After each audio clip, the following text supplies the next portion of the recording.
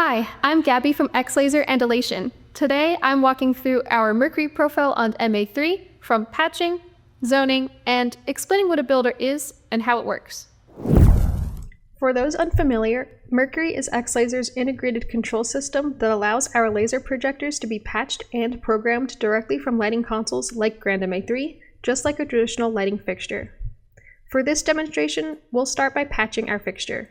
First, select X-Laser in the patch menu. If the profile I'm showing today is not available in the library, it can be downloaded from the support page at xlaser.com. Start by selecting the master fixture and labeling it master. Only one master is needed per unit.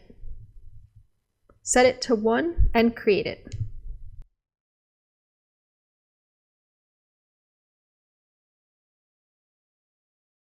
Next, patch 8 basic builders and label them builder. If you're unfamiliar with how builders work, that will be covered in the builder walkthrough section. For now, think of each builder as an instance, meaning each laser functions as a multi-instance fixture. You can patch anywhere from 1 to 8 builders, but for today, I'm going to patch all 8. With 8 builders patched starting at ID 2, you now have all of your builders set. Leave the patch here and save, then place it in the fixture overview window so you can see what's going on with each builder. Now that we've patched our fixture, we're going to walk through how to zone it. Start by selecting the master, then go to Control and select Builders Enabled. Next, go to Position, page 2, our scale, and set it to 10% as a safety precaution. Then go to Dimmer and bring it to full. You'll notice that nothing happens yet because we haven't assigned anything to the builder.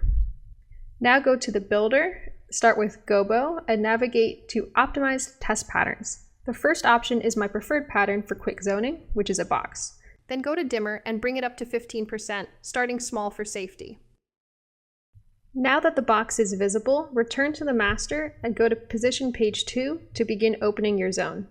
I usually like to go as wide as possible to allow for large sweeping effects.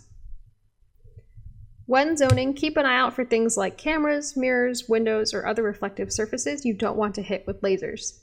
Open the zone as much as your environment allows, then dial it back slightly if needed. Once you're happy with your zone, park the master fixture, just the master, not the builder. To confirm everything was stored correctly, clear the programmer, select the builder, and use the same box pattern again to display the zone. If you move the position outside the zone, you'll notice the output either blinks off or stops at the edge of the zone. If you try a different gobo, like the basic circle, you'll see the same behavior. When it hits the edge of the zone and turns off, you know the zone has been stored correctly. From there, you can clear the output. If you're working with multiple lasers, you'll want to zone each one individually.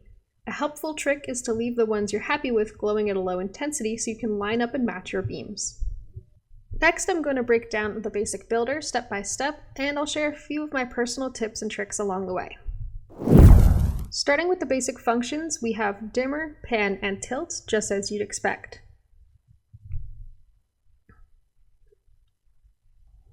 The gobos are organized into pages where the profile adopts a more media server style layout. Each page contains different shapes: circles, lines, curves, triangles, squares, points, and plenty of other creative options. The next parameter allows you to select the specific gobo on that page. I recommend going through these, choosing a few favorites, and saving them as presets. Some of these shapes also include spines, points, and segmented elements that create really interesting looks in the air, especially once haze is on.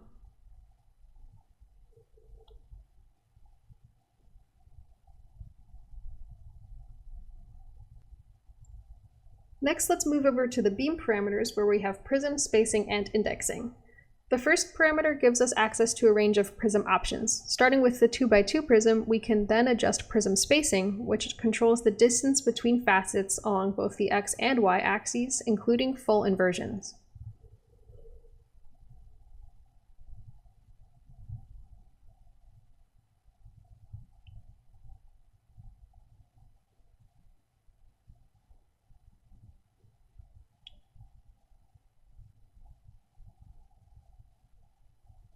We also have facet indexing, which becomes easier to see when the shapes other than circles, so let's switch to something like lines to demonstrate that more clearly.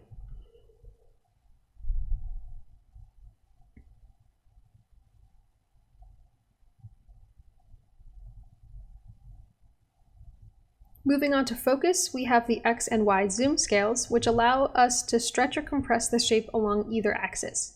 Like many parameters here, this also supports full inversion.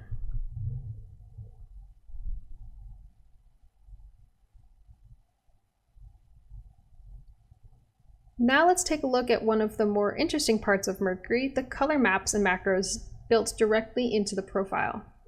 On color page 1, we have standard RGB color mixing. On page 2, we have color modes.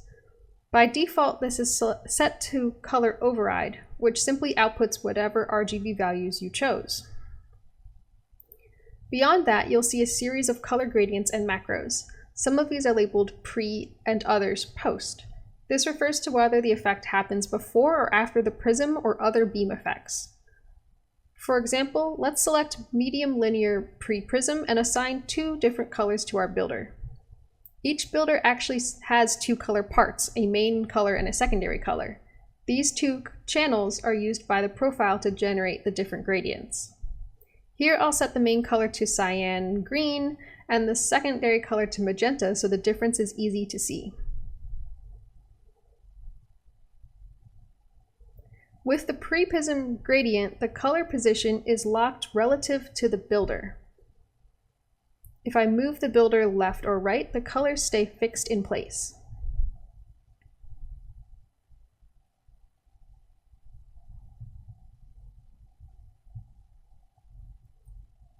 Now, if we switch to medium linear post-prism, you'll notice something different.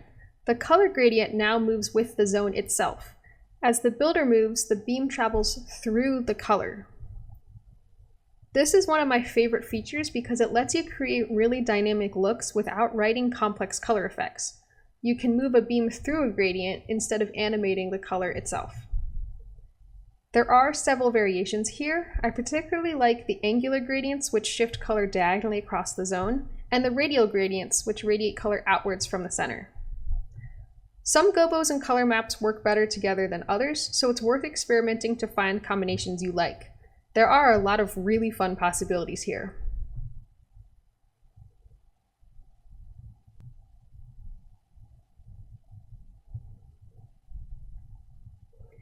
Next, I want to show how quickly you can create the classic liquid sky effect. First, select lines, then choose the large line gobo. Scale it up so the beam fills the zone. Next, we'll go to the Mercury wave parameters, which control wave speed, wavelength, and size. These are all effective parameters, so you can run MA effects on them just like any other channel. I'll select a medium sine wave, which already includes a default speed and size. From there, you can adjust the speed to make it faster or change the wavelength to make the waves denser. Just like the color gradients, these wave effects also have pre- and post-prism versions, which let you combine them with the prism and color effects in different ways. It's a fast way to create large dynamic aerial effects with very little programming. So far, we've only been working with 1 builder, but Mercury allows you to use up to 8 builders per fixture. This is where things start to get really powerful. First, turn on 8 builders. By default, they'll all appear stacked on top of each other. From there, you can use MA's align or fan tools to spread them across the zone.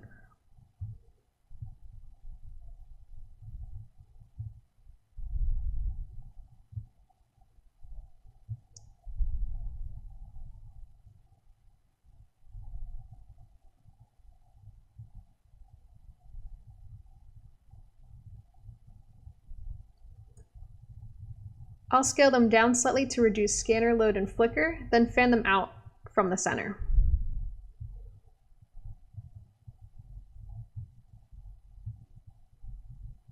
Now we can apply one of our post-prism color gradients across all the builders. Because it's a post effect, the gradient moves with each builder as it spreads out across the zone. The real power here is thinking of each builder as a separate instance of the fixture.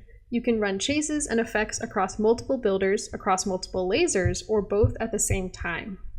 This means you can generate complex layered laser looks extremely quickly, often with just a few parameters and effects. So here I'm going to select all 8 of the builders and scale it down. Then I'm going to give them a post gradient effect.